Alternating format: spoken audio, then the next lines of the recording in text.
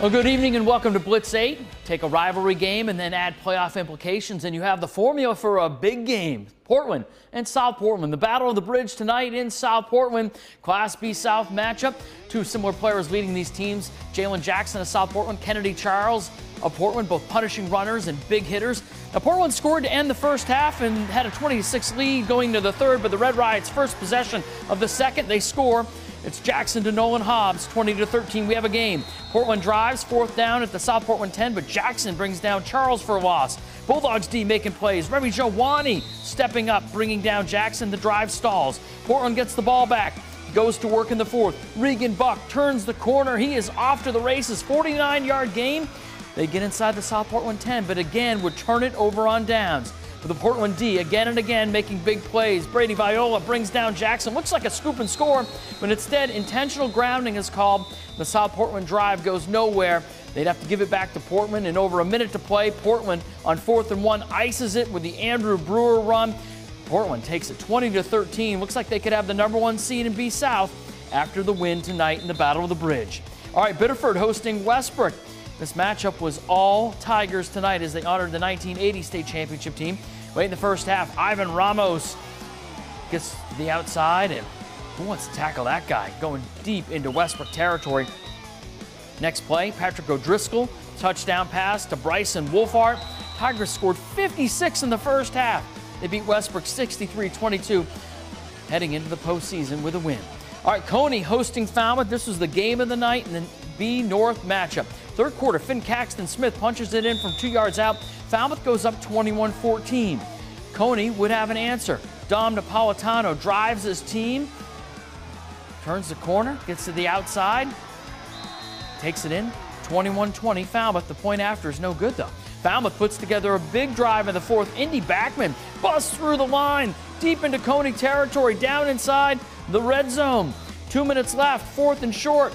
Falmouth trying to pick up the first down, and Coney elects instead to allow them to score because they had no timeouts left, and it's 28-20 Falmouth. And it doesn't take long for that call to look good.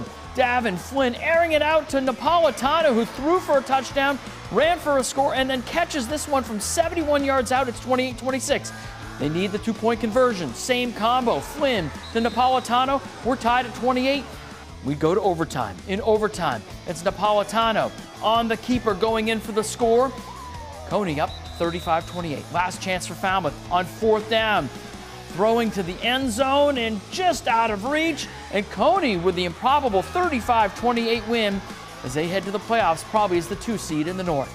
All right, the first year of the Maine versus New Hampshire football matchup is in the books, with Oxford Hills traveling to Portsmouth tonight, beating Oyster River Portsmouth by a score of 34-13. Eli Soren with 4 touchdown passes in that game.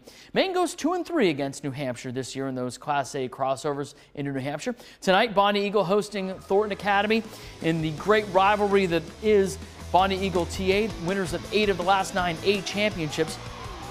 It was scoreless at the half. Trojans received the second half kickoff, and Caden True in scoring position when he steps off the bus. 90-yard kickoff return, 7-0 TA. Bonnie Eagle driving in the third.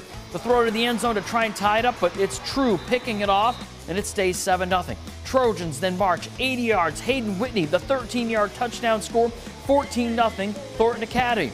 It was 20-0 in the fourth when Bonnie Eagle trying to get a rally going. Cam Marcello airing it out. Brant Abbott goes up and makes the catch. That sets up a score to make it 20-7.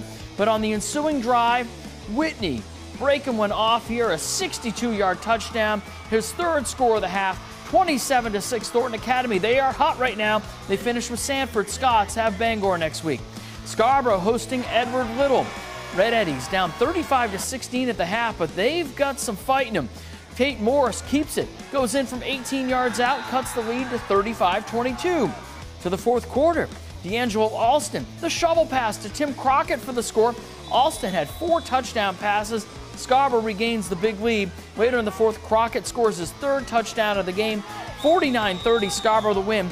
EL will finish with their final game at Walton Field against Lewiston next week. Scarborough has Oxford Hills. To the smaller schools where, like Class A, there's 1 week of the regular season left to play. But tonight, 2 of the top teams in the Crabtree standings meeting in Freeport as Freeport welcoming Foxcroft Academy for senior night. Freeport would get the ball first and driving on their first possession, looking end zone, but Jaden Richard with the pick for Foxcroft keeps it scoreless. Ponies start to drive.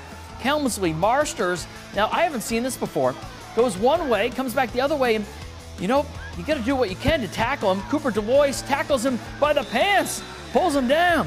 Later, Caden Crocker from the 5 takes it in for the Ponies. They go up 7-0 in this one. Freeport responds in the second quarter. Aiden Heath swings it out to Maximilian Peters. Check out this cutback. Dekes out the defender, goes in for the score, but the rest of the way, it was all Foxcroft. 24-10, the defending state champs look like they could grab the #1 seed. All right, Cape and Cheverus. Let's go to Cape Elizabeth. Someone get Sally McCoy a uniform. Great hands in traffic in the Powder Puff game. The seniors win. They always win in that. 8-0 Cape in the first quarter. Driving, looking for more, but Ryland Smith, the diving interception for the Stags, keeps it at 8-0. Second quarter, Capers driving again. Mike Foley swings it out to Nick Laughlin. God gave him 2 hands. He only needs 1. What a catch. They go deep into Cheverus territory. Time winding down in the half. Foley looking end zone, but Matthew Fogg, the terrific one-handed sack. Whoa. We stay 8-0 going to the break. In the third, Cheverus would fumble the opening kickoff, and Cape would capitalize with the Laughlin touchdown run.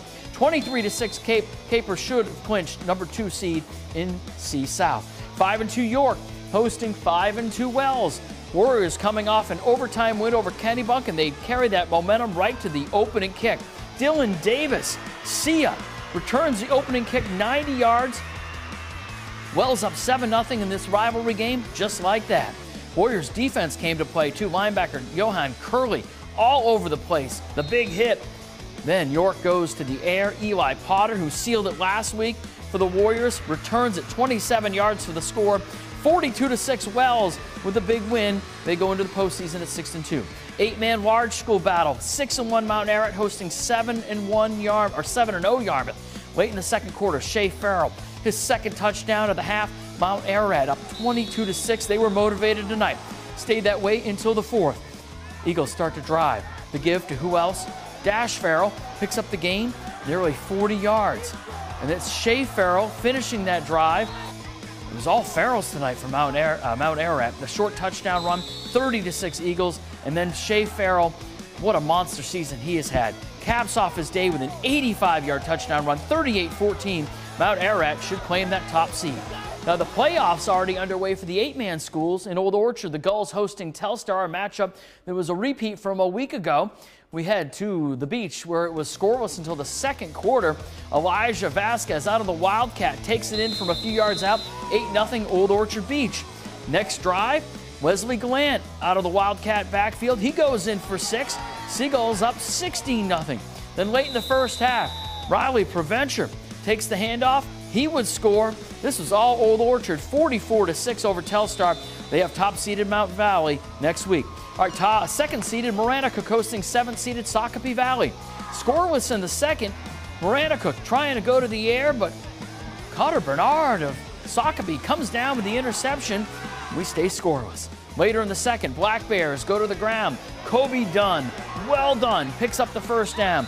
Then they give it to Owen Dunn, and he is gone. 39-yard touchdown run from Owen Dunn. The Dunns did it tonight, 28-8. Maranacook. Black Bears host Dirigo next weekend. All right, let's go up north. Hamden and Old Town battling for a playoff spot in the C North playoffs. Logan Burns takes it in from a yard out to give Hamden the early lead, and they pull away. Hamden 49-15 over Old Town tonight. 8-man playoffs in the north. 4th-seeded Bucksport hosting 5th-seeded Orono. Late fourth quarter, Riots up 45-38, looking to put it away, and it's Francis with a catch. He had a big night. I think he had 7 catches, 7 touchdowns, 239 yards. The stats are right on the paper. I just got to read them. Orono, 51-46 in a shootout. They advance. All right, 8-man North playoffs, Mananocook and Holton. Isaac Hayner at quarterback, the keeper for Mananocook, and they would win in a thriller, 58-56 over Holton. What a night on the gridiron. Ready for the playoffs coming up next week.